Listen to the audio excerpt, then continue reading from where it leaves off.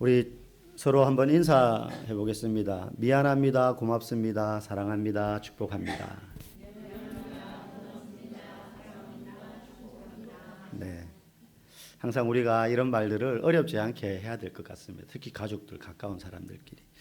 작은 능력, 큰 역사라는 제목으로 오늘 요한계시록 8번째 말씀 보도록 하겠습니다. 지금 우리가 순서대로 쭉 보고 있는데 소아시아의 7교회들을 쭉 보고 있습니다. 이렇게 순서대로. 오늘 6번째로 빌라델비아 교회에 관한 말씀입니다. 여러분 성경에 보면 많은 기억에 남는 스토리들이 있는데 그중에 교회를 다니지 않는 사람들도 알만한 이야기, 바로 다윗과 골리앗의 싸움 이야기. 아마 여러분들 다 아시지 않습니까? 소년 다윗이 어마어마한 장수인, 거구인 골리앗 앞에 맞서 싸워서 무기도 아니고 물맷돌, 돌멩이를 돌려서 던져서 골리앗을 쓰러뜨린 이야기입니다. 여러분, 이 이야기의 요점이 뭘까요? 여러 교훈이 있습니다. 여러 가지 교훈이 있습니다. 그런데 제가 생각하는 이 이야기의 요점은 오늘 본문 말씀과 좀 관련이 있다는 생각이 들어요. 하나님이 하시는 전쟁은, 다윗은 분명히 골리앗 앞에 나가서 이 전쟁은 하나님께 속한 전쟁이라고 선포하고 나갔거든요. 이 이야기에서 요점은 하나님이 하시는 전쟁, 영적 전쟁이죠. 아까 우리 장 집사님도 그런 기도 내용에 있었는데 매일매일 우리는 세상에서 영적 전쟁을 겨룹니다. 그 전쟁에서 승리할 수 있는 것은요, 나의 능력의 크기와는 상관이 없다는 거예요. 내가 똑똑하고 내가 권세가 있고 경험이 많고 연륜이 있고 지혜가 있는 것과 상관없이 이 영적 전쟁의 싸움의 성패는 하나님의 크기에 달려있다는 거예요. 하나님의 크기. 그렇지 않습니까? 누가 봐도 골리앗과 다윗과의 이 싸움을 평등하게 볼 수 없어요. 아예 상대가 안 됩니다. 아예 상대가 안 돼요. 그런데 승리는 누가 했습니까? 다윗이 했습니다. 다윗이 했습니다. 하나님께 속한 전쟁이기 때문에 이 전쟁은 하나님의 크기와 관련되어 있지 나의 크기와 관련되어 있지 않다는 거예요. 내 믿음의 크기, 내가 가지고 있는 자원의 양, 내가 쌓아 올린 힘, 이런 것과 관련이 있지 않다는 것입니다. 그래서 하나님이 하시는 일에 우리가 순종함으로 반응할 때 작고 약한 성도이지만 크고 놀라운 하나님의 역사를 경험할 수 있게 되는 줄 믿습니다. 오늘 우리가 읽은 이 빌라델비아 교회에 나타나셔서 예수님께서 말씀하십니다. 그분이 어떤 모습으로 나타나시느냐? 각 교회마다 이러이러한 예수님의 모습을 설명하지 않습니까? 교회마다 다 나타나시는 모습이 다릅니다. 조금씩. 오늘 7절 말씀 봅시다. 다윗의 열쇠를 가지시니 곧 열면 닫을 사람이 없고 닫으면 열 사람이 없는 그가 이르시되. 다윗의 열쇠를 가지시니, 근데 이분이 닫으면 아무도 못 열고 그리고 열 사람도 없다. 열면 또 닫을 사람도 없다. 여기서 다윗의 열쇠를 가지신 예수님에 대해서 설명하는 이 내용은 바로 예수님의 왕권을 이야기합니다. 왕권, 다스리시고 통치하시고 결정할 수 있는 권리. 근데 무엇에 대한 왕권이냐? 예수님을 통해서만 하나님 나라에 들어갈 수 있다는 거예요. 오직 예수님만이 그 권리를 가지고 있다는 거예요. 예수님만이. 오늘 이 빌라델비아 교회에 오직 구원의 문을 열고 닫을 권한이 있는 그 예수님이 나타나셔서 칭찬을 합니다. 이 소아시아의 요한계시록에 등장하는 앞에 7개의 교회들이 대부분 어떤 교회는 칭찬과 책망을 받고 어떤 교회는 책망만 받는데 이 빌라델비아 교회는 칭찬만 받아요. 책망이 없는 교회입니다. 우리 8절 말씀, 이들이 어떤 칭찬을 받았는지 한번 같이 읽어보겠습니다.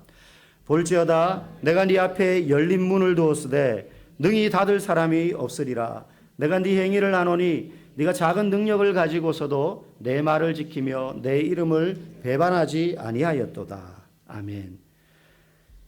네 앞에 열린 문을 두었다. 조금 전에 예수님이 이 교회에 어떤 모습으로 나타나셨다 그랬습니까? 닫으면 열 사람이 없고 열면 닫을 사람이 없느니, 다윗의 열쇠, 구원의 문의 열쇠를 가지신, 구원의 그 결정권을 가지고 계신 그 예수님이 이 빌라델비아 교회에 그런 열린 문을 두셨다는 거예요. 원래 우리말에는 볼지어다 내가 네 앞에 열린 문을 두었으니 이렇게 나오지만 원래 이 원문에 헬라어 원문에는 내가 너의 행위를 아노니 이 말이 제일 앞에 나와요. 우리말에는 이게 중간에 나오지만 그래서 원래는 내가 너의 행위를 다 알고 있다. 알아왔다. 정확하게 말하면 보라 내가 네 앞에 열린 문을 두었으되 이렇게 돼요. 뭐 순서는 상관이 없습니다. 의미는 같으니까. 여기서 열린 문이라는 건 방금 말씀드린 것처럼 구원의 문. 앞에 7절에 그 문의 열쇠를 가지신 모습으로 나타나신 그 예수님. 그분이 가지고 계신 권한이죠. 이 문의 상태는 지금 열려 있다는 거예요. 예수님이 하나님 나라에 들어갈 수 있는 구원의 문을 빌라델비아 교회 앞에 두셨는데 그 문이 지금 열려 있다는 겁니다. 무슨 말입니까? 계속해서 구원의 역사가 이 교회를 통하여 일어나고 있다는 거예요. 빌라델비아 교회를 통해서 이러한 역사가 일어나고 있는데 왜 하필 앞에도 에베소 교회도 있고 서머나 교회도 있고 뒤에 이제 라우디게아 교회도 나오겠지만 그 교회들 가운데 왜 빌라델비아 교회에 이 구원의 역사가 나타난 이 열린 문을 두셨을까? 8절 말씀 우리 뒤에 읽어보겠습니다. 네가 작은 능력을 가지고서도 내 말을 지키며 내 이름을 배반하지 아니하였도다. 아멘. 작은 능력을 가지고서도. 그래서 많은 학자들은 빌라델비아 교회가 다른 7 교회들 중에서도 유독 크기가 작았을 것이다. 그러니까 성도가 많지 않은 교회예요. 에베소나 이런 데처럼 대도시도 아니고 빌라델비아 교회는 큰 교회가 아니었던 거죠. 그런데 비록 크기는 작을지 몰라도 성도 수는 적었을지 몰라도 다른 교회에 비해서 그들의 믿음은 결코 작지 않았다는 것입니다. 결코 작지 않았다는 거예요. 그래서 그들은 그 작은 능력으로 몇 명 안 되는 성도들이지만 그들이 주님의 말씀을 지켰고 그리고 그 말씀대로 신실하게 살았다는 것입니다. 그래서 예수님이 지금 구원의 문을 열고 닫을 수 있는 권세를 가지신 모습으로 나타나셔서 너희 교회 앞에 구원의 열린 문을 내가 열어두었다. 그렇죠? 여러분 이게 얼마나 축복된 말씀입니까? 내가 너희 교회에 어마어마한 아름다운 건물을 지어줄게. 내가 너희 교회에 수많은 성도들이 모여들도록 해줄게가 아니라 날마다 구원의 열린 문이 열려서 너희 교회를 통하여서 구원받는 사람의 숫자가 예수 믿는 사람의 숫자가 더해지도록 해주겠다는 것이죠. 여러분 교회의 본질이 바로 이것 아니겠습니까? 복음을 전하는 것입니다. 예수 그리스도의 이름을 전하고 전하는 방법은 다양할 수 있겠지만 어쨌든 그를 통해서 한 명이라도 더 이 땅에서 구원을 얻게 할 수 있는 것 그것이 교회의 영원히 잃어버려서는 안 되는 본질이라고 믿습니다. 교회는 다양한 모임도 있고 이러저러한 프로그램을 통해서 우리가 배우고 유익을 얻을 수도 있습니다. 교회는 연약한 이웃을 돕기도 합니다. 교회는 내가 원하는 어떤 유익을 얻을 수 있는 장소이기도 해요. 그러나 그 모든 것이 영혼을 살리고 구원해내는 일로 결과를 만들어내지 못한다면 아무리 좋은 훈련 프로그램과 아무리 좋은 양육 프로그램과 아무리 좋은 구제 사역을 하더라도 그것이 영혼 구원의 일로 결과를 만들어내지 못하면 아무 의미가 없는 것입니다. 아무 의미가 없는 것입니다. 여러분 우리가 왜 지금 이렇게 예배를 여러분 좀 덥지 않으세요? 훈훈하죠? 그래서 자꾸 몇 분이 눈이 슬슬 감기시는 것 같아요. 하나 꺼주시면 좋겠습니다. 예. 여러분 우리가 왜 지금 여기서 예배를 드립니까? 멋지게 진심을 다해서 우리가 예배를 드리면 하나님이 복을 주실 것을 기대하시면서 혹시 예배를 드리시지는 않습니까? 그것도 너무 좋은 일이죠. 하나님이 예배를 통해서 우리에게 분명히 은혜와 복을 주십니다. 그런데 그게 우리가 예배드리는 목적은 절대 되어서는 안 됩니다.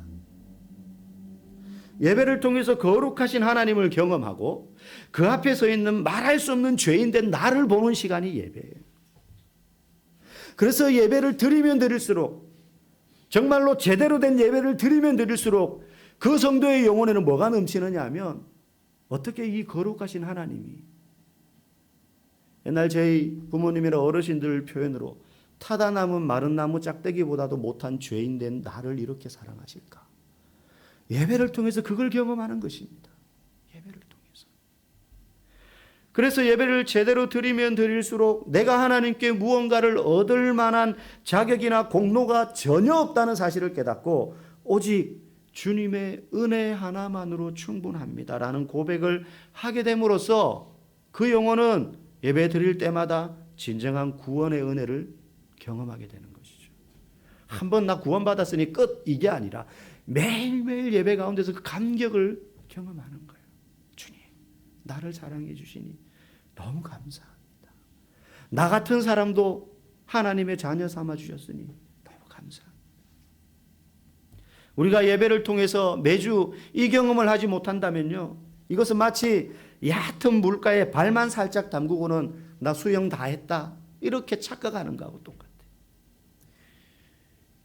아마 여러분들 가운데도 수영을 이렇게 수영장에 가서 제대로 레슨 받고 해서 꽤 잘하시는 분들이 계실 겁니다. 저도 수영을 곧잘 합니다. 근데 저는 한 번도 수영장에서 수영을 배워본 적은 없습니다. 그냥 어릴 때 시골에서 강에서 수영 배웠어요. 냇가에서 처음에. 좁은 냇가에서. 그래서 그 땅 짚고 헤엄치기 그거부터 했습니다. 처음에 수영할 줄 모르니까 시골에 갔더니 친구들이 가르쳐 주더라고요. 야, 너 여기 와서 수영 가르쳐 줄게. 안 돼. 보니까 무릎도 안 와요, 물이. 엎어지라 그러더라고요. 그래서 짚고 발부터 찰랑찰랑 해요. 그러다가 손 떼니까 훅 잠기는 거죠. 이게 그 무릎 높이에도 못 떠요, 처음에는. 그죠? 근데 거기서부터 이제 배우게 됩니다. 땅 짚고 헤엄치기. 쉽죠? 땅 짚고 헤엄치기니까. 위험하지도 않습니다. 그런데 땅 짚고 헤엄치기가 쉬울지는 몰라도요, 팔다리가 바닥에 금방 닿으니까 오히려 힘들어요. 동작도 제한적인 거죠. 뭐 이렇게 이런 걸 못해요. 그런데 이제 제법 수영을 할 수 있게 되니까 허리 깊이, 목 아래까지 이제 막 갑니다. 깊은 물을 찾아서. 그때 막 물놀이 하러 간다 그러면 저희 이제 할아버지 할머니는 막 이제 혹시 이제 사고 당할까봐 못 가게 막 말리면 저기 얕은 물에 가서 놀 거라고, 그러고 친구들하고 저 깊은 물에 가서 막 놀았거든요. 이제 깊은 데 가요. 그러면 이제 몸이 둥둥 뜨는 거죠. 발을 들면. 그렇게 해서 수영을 하는데 깊은 물에 가니까 뭐가 좋으냐? 제가 원하는 대로 막 움직일 수 있는 거예요. 이제 수영을 할 줄 아니까. 나중에는 발이 닿지 않을 만큼 막 저희 다이빙 막 위에 올라가서 한 2, 3m 높이에서 바위에서 막 다이빙 하는 데가 있었거든요. 그런 정도 깊이 가면 서면 한 키 쑥 들어갑니다. 여러분 거기서는 더 자유로워요. 막 물속에서 물구나무도 서고 막 빙빙 돌기도 하고 그냥 물속에서 너무 자유로운 거죠. 깊은 물인데.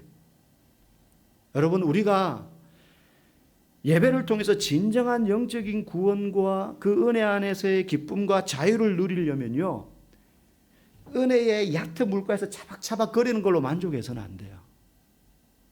깊은 은혜의 강가로 들어가야 됩니다. 깊은 은혜의 강가로 나아가야 됩니다. 얕은 물가에서 놀면 오히려 힘들어요. 내가 지금 예수를 믿는 건지 안 믿는 건지도 밖에 나가서 생활하면 헷갈립니다. 내가 구원을 받았나? 어떨 때는 구원 안 받은 것 같고 어떨 때는 구원 받은 것 같고, 얕은 물가에서 놀아서 그래요. 은혜의 감격에 깊이 들어가지 못해서 그래요. 여러분 우리가 예배를 통해서 매주 깊은 은혜의 자리로 들어가야 돼요. 예배를 통해서 내가 원하는 소원을 이루고 내가 원하는 것에 대한 응답을 받는 것도 중요하지만 깊은 은혜의 자리로 들어가는 것이야말로 우리가 예배를 드리는 진정한 목적인 것입니다. 그때 하나님의 말할 수 없는 크신 능력을 저와 여러분들이 경험하게 될 줄로 믿습니다. 우리 교회가 영혼구원이라는 성도의 사명, 교회의 본질을 잃지 않을 때 하나님이 우리 교회에도 이 빌라델비아 교회와 같이 열린 문을 두셔서 비록 작은 교회이지만, 비록 작은 능력이지만 하나님이 이루시는 구원의 큰 역사들이 나타나게 될 줄로 믿습니다. 여러분 빌라델비아 교회에 이런 칭찬이 있었지만 어려움이 없었던 건 아니에요. 무난하게 어려움 없이 신앙생활을 잘했던 건 아닙니다. 9절 말씀 한번 읽어볼까요? 시작. 보라, 사탄의 회당 곧 자칭 유대인이라 하나 그렇지 아니하고 거짓말하는 자들 중에서 그들로 와서 네 발 앞에 절하게 하고 내가 너를 사랑하는 줄을 알게 하리라. 아멘. 여기 보니까 사탄의 회당 곧 자칭 유대인이라고 스스로들 말하지만 유대인이 아닌 거짓말하는 사람들.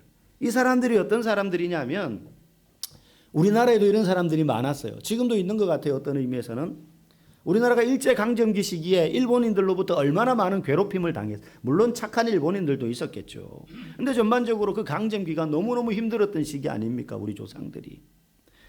우리 국민들을 괴롭혔습니다. 그런데 일본 사람들보다 때로는 우리 국민을 더 괴롭힌 사람들이 있습니다. 어떤 사람들입니까? 친일파 같은 사람들이죠. 우리 민족인데 일본 사람 편에 서서 충성을 다하는 거예요. 일본인에게 더 인정을 받아야 되니까 일본인들보다 더 자국민을 괴롭혔던 사람들, 그런 사람들이 있었지 않습니까? 못된 짓을 많이 했죠. 그런데 초대교회 당시 이 유대 사회도 마찬가지예요. 로마의 지배를 받고 있는 상태 아닙니까? 그런데 다 로마에 대해서 반기를 두고 이 로마로부터 우리나라가 빨리 자유를 얻어야 돼, 이런 마음을 가지고 있었지만 일제강점기 시대 때 친일파들이 있었던 것과 마찬가지로 이 로마의 지배를 받고 있던 유대인들 사회에도요, 로마의 앞잡이를 하던 유대인들이 있었다는 거예요.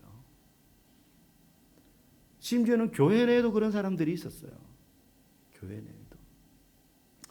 우리도 일제강점기 때 교회 내에 그런 사람들이 있었거든요. 신사참배 강요할 때 그걸 극렬하게 반대하는, 이건 우상숭배입니다, 목숨을 걸고 이거는 반대해야 됩니다 하는 성도들이 있었지만, 교회 내 어떤 성도들은 이건 우상숭배 아니야, 그냥 단순 의례 예식이야, 그래서 인사만 하고 살짝 고개만 숙이고 나면 우리가 예배 또 드리면 되잖아, 이런 사람들이 있었거든요. 초대교회 당시에도 그런 사람들이 있었다는 거예요. 자칭 스스로 유대인이라고 말하지만 혈통적으로는 유대인은 맞죠. 그런데 그들의 모습과 생활과 말과 행동은 유대인들이 아니었던 것이죠. 그리스도인도 아니었어요.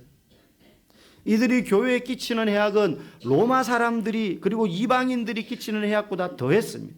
이방인들은 오히려 빌라델비아 교회 사람들을, 그 소수의 작은 무리의 사람들을, 좀 특이한 사람들이네, 자기들끼리 모여가지고 뭐 이런저런 걸 하는데 좀 희한한 사람들이네 정도로 약간 좀 관심 밖의 사람들로 봤을지는 모르지만, 유대인들은 그렇지 않았어요. 빌라델비아 교회 교인들을 핍박하고 공격하고 적개심을 가지고 그들을 대했습니다. 이들이 교회를 공격하고 못 살게 구는데 오늘 본문 말씀에 뭐라고 이야기하십니까?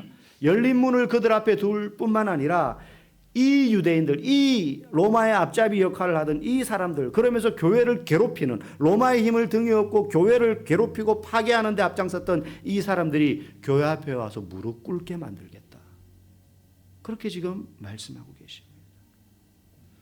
여러분, 신앙은요 참 오묘하고 신비하다라는 생각이 들 때가 있어요. 그리스도인은 사실 별다른 사람들이 아닙니다.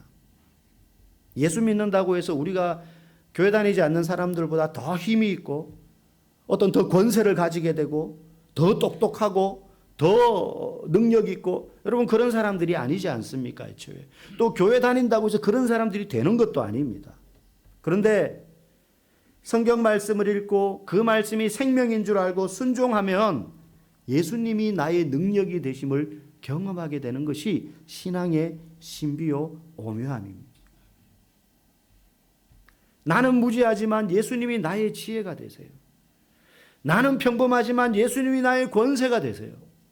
내게 지혜를 주시거나 내게 권세를 주시는 정도가 아니라 예수님이 나의 지혜가 되시고 나의 권세가 되시고 능력이 되시는 줄 믿습니다. 이것이 신앙의 놀라운 신비입니다. 내게 하나도 없는데 예수님께 다 내 것이 돼. 왜? 예수님이 나의 편이 되시니까. 그래서 다윗이 골리앗 앞에 나갈 수 있었던 거예요. 너는 칼과 창과 단창으로 내게 나오지만 나는 만군의 하나님 여호와의 이름으로 네게 나아간다 하면서 다윗이 나가지 않았습니까? 그래서 한 명 한 명 우리를 뜯어보면 뭐 볼품 없어요. 세상 사람들 가운데 섞여 있으면 잘 구분도 안 돼요. 뭐 더 예쁘거나 놀랍거나 뭐 더 대단한 사람 아니지만 우리 안에 예수님이 계시기 때문에 우리가 감당할 수 없는 시련, 사실 우리가 감당할 수 없는 시련과 어려움은 교회를 다니지 않는 사람들도 다 당할 수 있는 일들입니다. 근데 그 시련을 만날 때 우리에게 누가 계세요? 예수님이 계시기 때문에 내 힘으로는 감당할 수 없는 시련이지만 그 예수님이 나의 능력이 되어주시기 때문에 우리는 일어설 수 있고 승리하게 되는 줄 믿습니다. 여러분, 그러나 말씀대로 우리가 이렇게 순종할 때 그 예수님이 나의 능력이 되시지만 때로 순종하는 삶은 우리의 한계를 넘어서는 것을 요구할 때가 많습니다. 우리가 감당할 수 있는 크기 이상의 헌신을 요구할 때가 있다는 거예요. 그 말은 말씀대로 사는 것이 쉬운 것만은 아니라는 것이죠. 저도 신앙생활 하면서 이렇게 지내보니까 말씀대로 사는 게 제일 어려운 것 같아요. 말씀대로 사는 게 제일 어려운 것 같아요. 성경에 보면 그런 일이 많이 나오죠. 하나님께서 아브라함에게 무엇을 요구했습니까? 아들, 독자 이삭을 요구했습니다. 그 아들 누가 주셨어요? 하나님이 주신 것 아닙니까? 하나님이 주신 귀한 아들입니다. 약속의 아들이고 이 아들을 통해서 네 후손이 하늘의 별처럼 바다의 모래처럼 많아지게 해주겠다고 하신 그 첫 시작의 출발점이 이 아들이에요. 이삭이. 그런데 그 아들을 바치라는 거예요. 말씀대로 순종한다는 건 때로는 내가 가진 것 이상의 것을 쏟아 부어야만 한다는 뜻입니다. 내가 할 수 있는 것 이상의 것을 해야 된다는 뜻이기도 합니다. 이스라엘에 오랜 가뭄이 들었을 때에 엘리야 선지자가 사르밧이라는 동네의 한 과부의 집에 들어갑니다. 이 과부에게는 이제 양식이 없고 남은 아들과 떡 한 덩이 만들어 먹고 나면 이제 다 없어져 버릴 한 줌의 밀가루와 기름밖에 없어요. 그런데 엘리야 선지자가 그 과부에게 가서 무엇을 요구합니까? 그 떡 만들어서 너네 먹지 말고 나를 먼저 줘. 그러는 거예요. 얼마나 비윤리적이고 비인간적인 요구입니까? 야, 너네 먹지 말고 나 먼저 주라. 둘이 겨우 먹을 만한 양인데 엘리야가 먼저 먹고 나면 두 사람 어떻게 먹습니까? 둘 중에 하나는 못 먹는 거잖아요. 무리해 보이는 요구에 그 과부는요, 순종합니다. 순종해요. 아브라함이나 이 과부나 자신이 할 수 있는 것 이상의 것, 자신이 쏟아낼 수 있는 전부를 남김없이 드렸어요. 그때 하나님은 이삭의 목숨을 보존하셨을 뿐만 아니라 이삭을 통하여서 이루겠다고 하셨던 약속을 이루시고, 과부에게는 그 과부가 순종했을 때 통의 밀가루와 기름이 마르지 않는 기적을 경험하게 되었습니다. 만약에 아브라함이 이삭을 바치지 않았던들, 과부가 그 떡을 만들어서 엘리야에게 주지 않고 자기들만 먹었던들 아무도 탓할 수 없어요. 오히려 그런 요구를 한 하나님과 엘리야 선지자의 요구가 과했다고 여겨질 만한 상황이었어요. 그러면 우리가 생각할 수 있는 것은, 하나님이 이삭을 요구할 때 아브라함에게, 엘리야가 이 과부에게 이걸 요구할 때는 이 사람들이 상식이 없어서가 아니라 뜻한 바가 있어서 이런 요구를 했구나. 그렇지 않습니까? 하나님이 아브라함의 상황을 전혀 납득하지 못하고 이해하지 못한 채로 이방인의 신들이나 요구하는 인신공양 제사를 요구했겠습니까? 엘리야 선지자가 하나님의 말씀에 순종하며 사는 사람인데 이 과부의 상태를 전혀 알지 못한 채 정말로 배고파서 욕심에 탐욕에 눈이 멀어서 너네 먹지 말고 나 줘. 그렇게 요구했겠습니까? 그럼에도 불구하고 그런 요구를 한 이유는 뜻하신 바가 있다는 거예요. 뜻하신 바가 있다는 거예요. 하나님이 때로는요, 주님 지금 제 형편이 이런 줄 아시면서 왜 저에게 이런 것들을 요구하십니까? 라고 할 때는 그럼에도 불구하고 그걸 아시면서 내가 할 수 있는 것 이상의 한계와 순종과 헌신을 요구하실 때는 분명히 하나님의 뜻이 있겠구나. 하나님의 뜻이 있겠구나. 그렇게 순종할 때 그 순종의 과정과 순간은 비록 힘들지만 그렇게 순종할 때 우리 크기가 아닌 하나님 크기의 놀라운 역사를 경험하게 될 줄로 믿습니다. 이 작은 빌라델비아 교회는요, 자신들의 크기 이상의 일들을 경험하게 됩니다. 이 작은 교회에 구원의 문을 두셨고, 교회를 그렇게 괴롭게 하던 거짓 유대인들이 그들의 발 앞에 무릎 꿇게 만들 것이라고 예수님께서 약속하셨습니다. 그들의 능력이 아닙니다. 그들에게 이런 일을 일으킬 만한 권세나 힘이 있었던 것이 아닙니다. 이런 일이 가능했던 이유는 10절 말씀, 우리 같이 읽어보겠습니다. 네가 나의 인내의 말씀을 지켰은즉 내가 또한 너를 지켜 시험의 때를 면하게 하리니. 이들이 하나님의 말씀을 지키는데 인내함으로 지켰다는 거예요. 여러분, 말씀대로 사는 것이 제일 힘든 것 같다고 아까 얘기했어요. 근데 그때 그 힘든 말씀에 대한 순종을 감당할 때 가장 필요한 게 인내함입니다. 인내함입니다. 지금 당장 순종의 결과를 볼 수 없을지라도 인내함으로 말씀을 지킬 때 하나님 크기의 일들을 경험하게 될 줄로 믿습니다. 여러분, 중국에 유명한 육상 선수가 있어요. 100m. 원래 단거리는 아시아인들은 안 되는 종목이잖아요. 저기 뭐 자메이카 뭐 이런 쪽 흑인들 이런 사람들이 다 몇십 년 동안 휩쓸고 있는 종목 아닙니까? 100m. 막 미국이나 영국 이런데. 그런데 중국에 한 아시아인들이 10초 벽을 깨는 게 엄청 오래 걸렸어요. 우리나라는 아직도 10초 벽을 못 깨고 있거든요. 근데 중국 선수가 10초 벽을 깨기 시작해요. 9초대를 들어가요. 9초 98, 9초 96, 9초 9대를 또 깨요. 이 선수가. 그래서 이 선수가 지금 아시아 신기록을 가지고 있는데 올림픽에 나가서 동메달 따고 이래서 100m에서 아시아인으로는 최초예요. 그래서 이 선수가 지금 낸 기록이 거의 9초 7대 벽을 지금 거의 돌파. 물론 지금 나이를 먹었어요. 이제 그 다음 주자에게 넘겨주는데 그 선수가 훈련하는 영상을 제가 본 적이 있어요. 보니까 대형 덤프트럭 타이어 있잖아요. 그런 거를 한 2개, 3개를 밧줄로 묶어가지고 몸에 묶어놓고 트랙을 뛰는 거예요. 우리는 한 발도 못 가는데 그러고 소처럼 끌어요 그거를. 그리고 쐐기둥에다가 로프를 묶어놓고 막 앞으로 전진하는 거예요. 못 나가죠. 근데 밴드기 때문에 이제 점점 나가는 길이 늘어나요. 상상을 초월하는 훈련을 하는데 전부 다 그 훈련을 하는 동안 사람들이 너 그거 해봐야 소용없어. 흑인들이나 되지. 동양인은 신체적으로 그게 불가능해. 골반이 어떻고 하체가 어떻고 안 돼. 근육량이 모자라서 안 돼. 그런데 이 사람이 키가 큰 것도 아니에요. 180도 안 돼요. 그런데 정말 피를 토하면서 훈련을 하는 거예요. 언젠가는 내가 이 벽을 깨겠다. 언젠가는 이 벽을 깨겠다.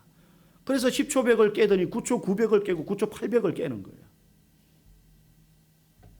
그래서 그 선수가 뛰는 거 보면 정말 스프링처럼 뛰어요. 물론 세계에는 그 선수보다 잘하는 선수들이 있죠. 그런데 이 선수가 그 0.1초의 벽을 깨기 위해서 0.1초 깨는데 이 친구가 몇 년이 걸리냐면 10년이 걸려요. 10년.